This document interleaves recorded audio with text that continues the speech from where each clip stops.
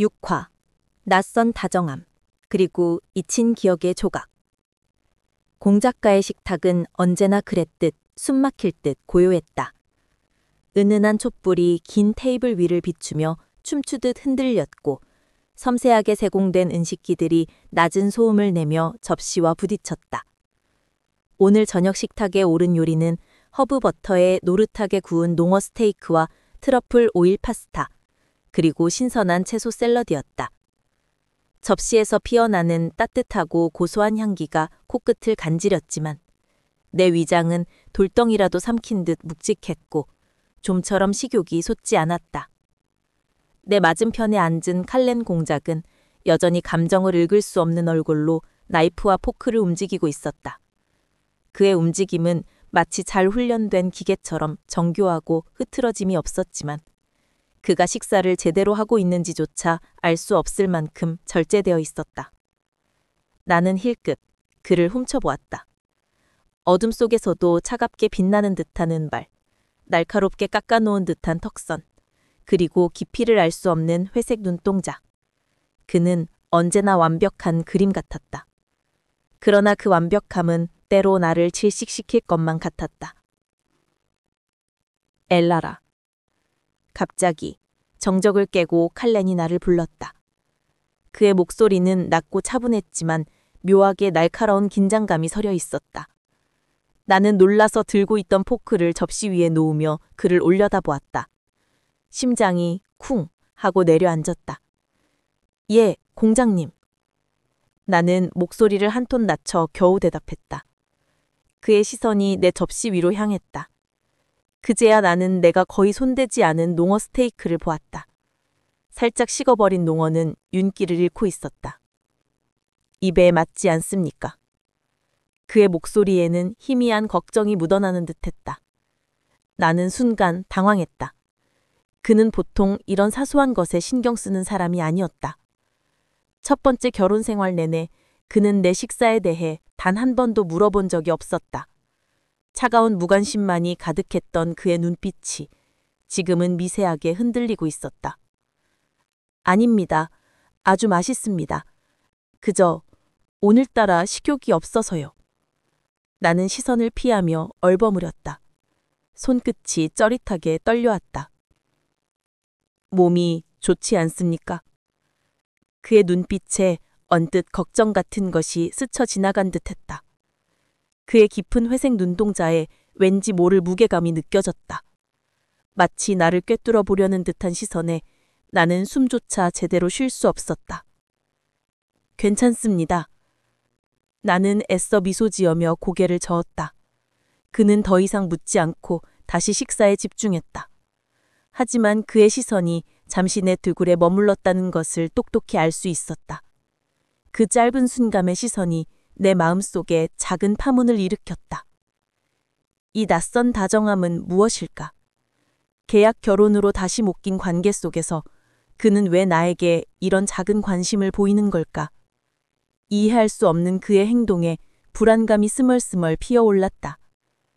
식사가 끝나자마자 나는 서둘러 자리에서 일어섰다. 이 공간에서 한시라도 빨리 벗어나고 싶었다. 칼렌은 여전히 자리에 앉아 있었다. 먼저 들어가 보겠습니다, 공장님. 나는 최대한 정중하게 허리를 숙였다. 잠시만요, 엘라라. 그의 낮고 단호한 부름에 나는 문득 걸음을 멈춰섰다.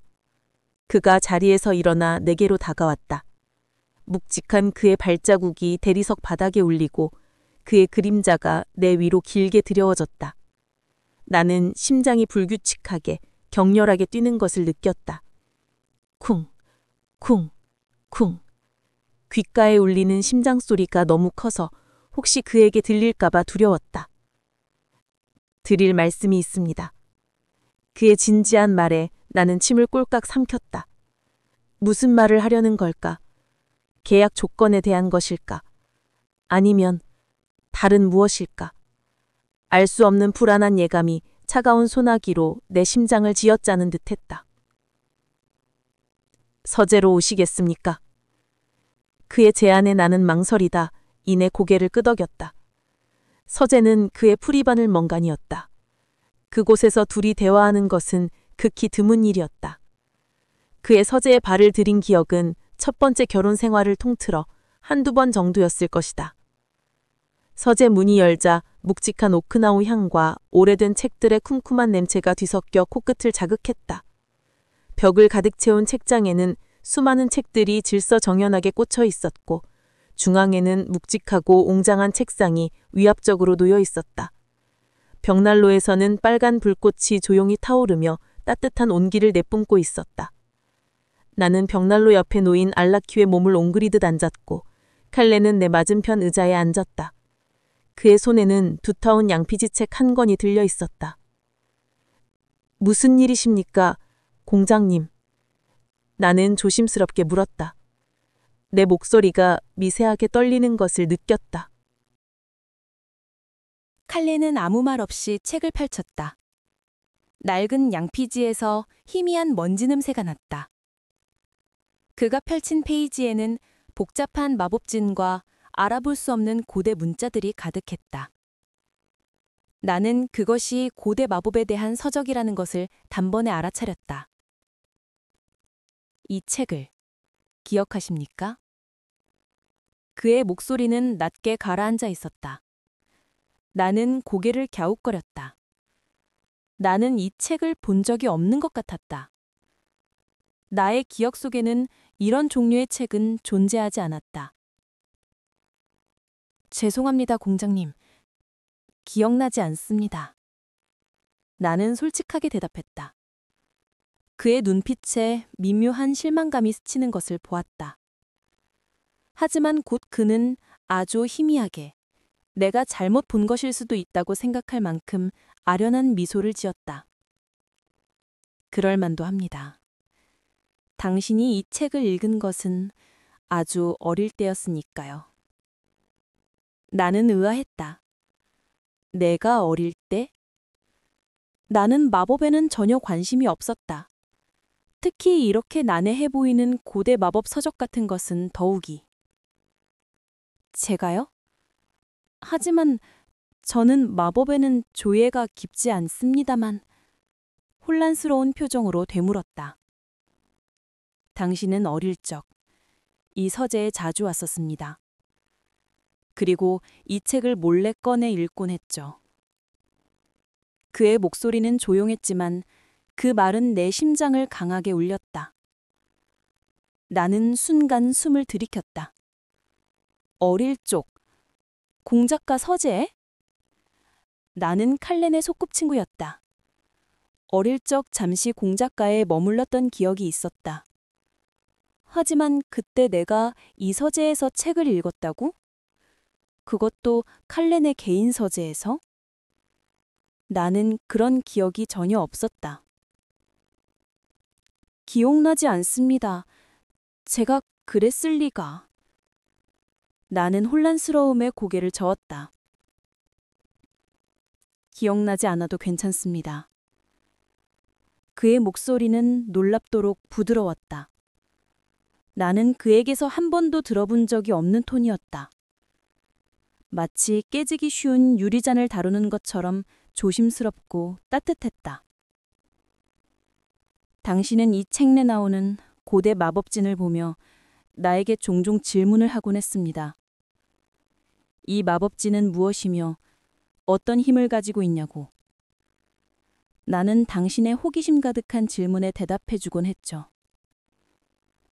그의 목소리가 아련하게 울리자 내 머릿속에 잊혀진 기억의 조각들이 마치 흩불리진 보석처럼 쨍그랑거리며 스쳐 지나갔다. 희미하고 흐릿한 영상들이 번개처럼 스쳐 지나갔다. 커다란 책상에 앉아 두툼한 책을 펼치고 있는 어린 칼렌. 그 옆에 작은 여자아이가 서서 호기심 가득한 초롱초롱한 눈으로 책을 들여다보는 모습.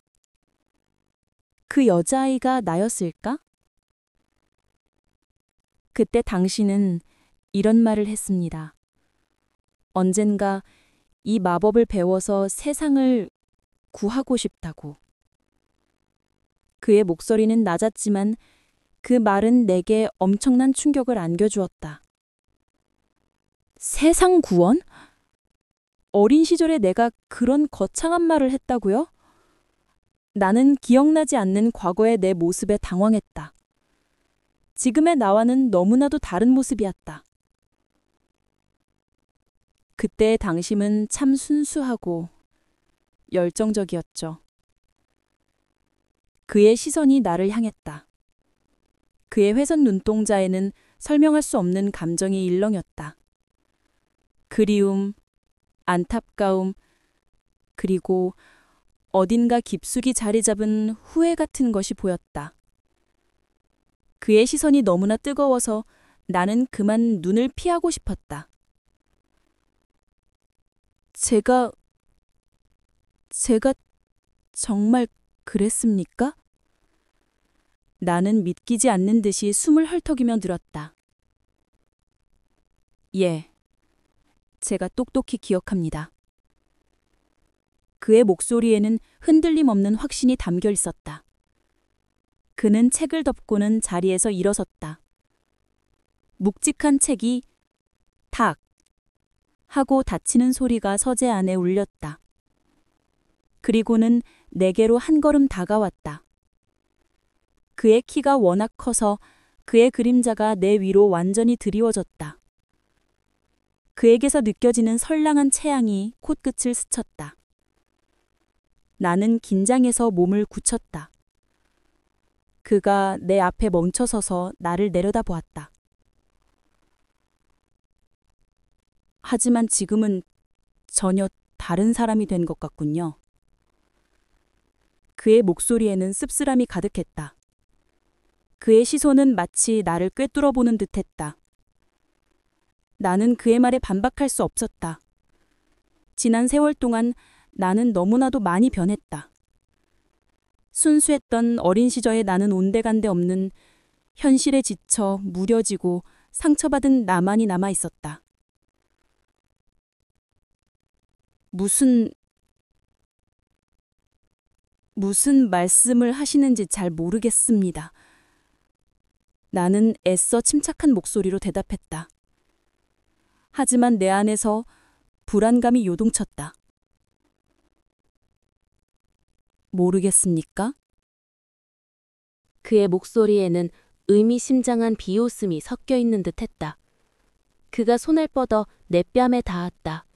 그의 손길은 예상치 못하게 부드럽고 따뜻했다. 나는 그의 손길에 놀라 숨을 멈췄다. 그의 엄지손가락이 내 뺨을 천천히 쓸었다. 그에게서 느껴지는 알 수 없는 온기가 내 심장을 두드렸다. 쿵, 쿵, 쿵.